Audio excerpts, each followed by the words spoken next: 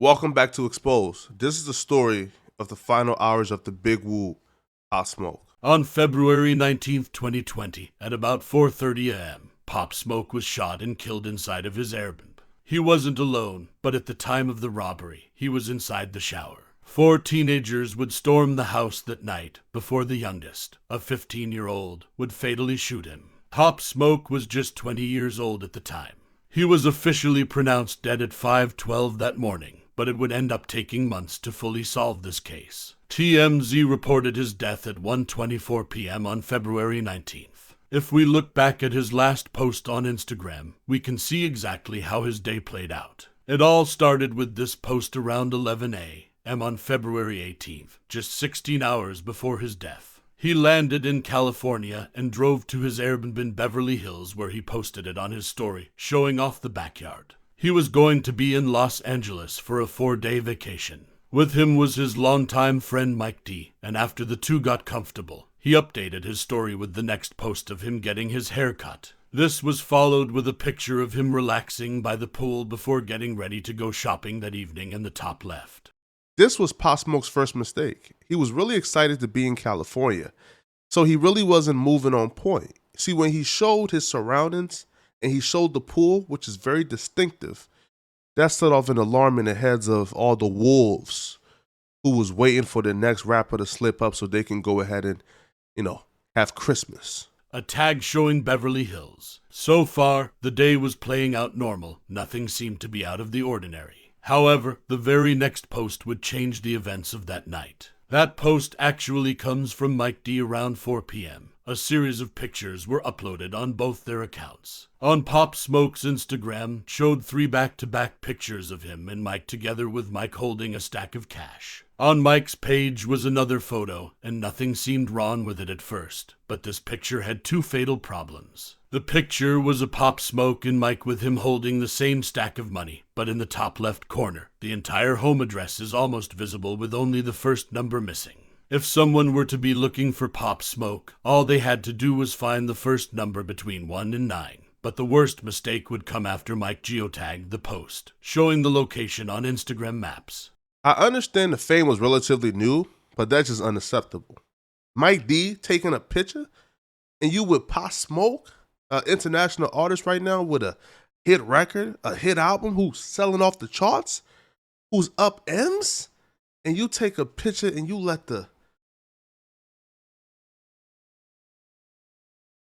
the house address shows why you taking a picture with a sack of cash?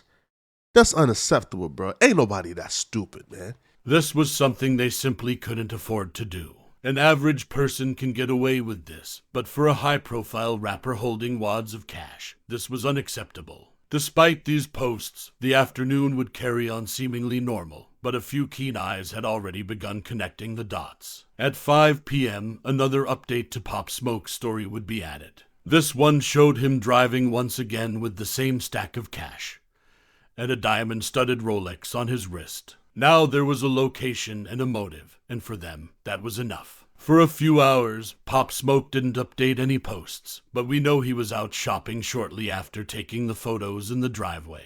Mike and Pop got into the white Range Rover and drove from the Airbnb down Santa Monica Boulevard before stopping at the Amiri store. Pop Smoke was getting ready for his Meet the Woo tour starting in March and was taking his last week on vacation. His Meet the Woo 2 tape had just dropped weeks prior, and he was still celebrating its success, so it was only normal for him to go shopping and reward himself. After all, he was in Beverly Hills, a place known for his luxurious shopping. Just 7 hours before his death at 10 p.m., he returned back to the Airbnb and updated his story again, this time with the view of the city at night from the backyard, but his stay was short. He still wanted to record new music that night. At 11 p.m., Pop Smoke would upload a seemingly harmless video showing some of the shopping he had done earlier that day. Leak that address again. But I'll be real with y'all. Maybe it's because I don't have a criminal mind, but I think it's highly impressive, bro. Because who is looking for things like this other than criminals? You see, I believe that particular post where, he accidentally shows the address on the bags, that post might have been overlooked if they wasn't already looking. I believe the other couple of posts set them off, and that particular post was just a nail in the coffin because that particular post just, double confirmed what the address was again. Unfortunately, this post would be the third and final mistake. The 3 Amiri bags shown in the video would leak sensitive information. The tags on them revealed the Arab's full address, and now he was completely vulnerable. A talent manager at his label spotted the error and asked him to take the post down. But what Pop Smoke didn't know was that 2 teenagers had already been keeping an eye on his stories. The 2 men who were taking notice were from the well-known Hoover Gang and Lab. They took note that Pop Smoke was close by, only about 20 minutes away. Their cell phone records showed that around midnight, they began looking at the address on maps and scouting out the location. They decided they would make a move that night. 1 a.m., Pop and Mike left to record at East West Studios near Sunset Boulevard, just a few miles away. While he was working on new music, the 2 teens were working on their plan. According to the Los Angeles Times, at 2 a.m., a black BMW would show up on surveillance outside the home. The car rolled past the house and circled back before stopping. It showed a passenger getting out and sneaking toward the back of the house before quickly returning to the car. At the time, too many people were in the home, and Pop wasn't even there. This here just goes to show how reckless they was moving. They was having a party, having a lot of people over at the Airbnb they're laying their heads at while they're not there. So you're not even there to really guide what's going on, to really pay attention to what's going on.